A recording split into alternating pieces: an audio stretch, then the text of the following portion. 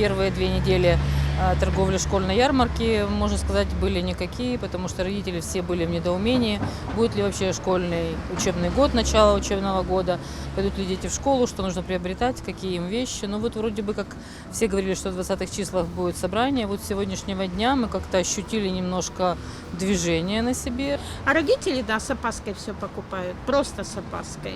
Все ждут, что будет вторая волна.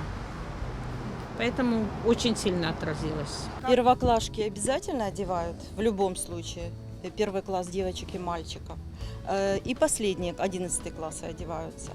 А золотая середина, они думают, одеваться или не одеваться. Еще думаю. Но люди не верят, что не будет карантина.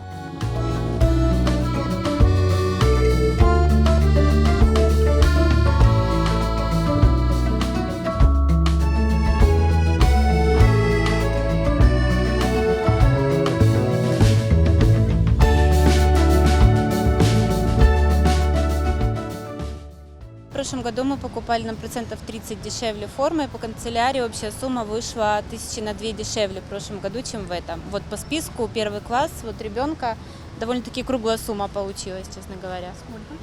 Ну, 5500 – это самый короткий список, вот только по канцелярии, не считая одежды, рюкзака и всего остального. Это только канцелярия.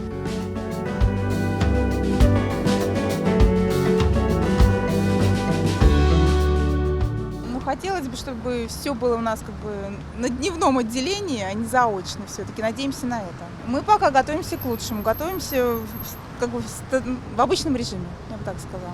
А там посмотрим, как скажут.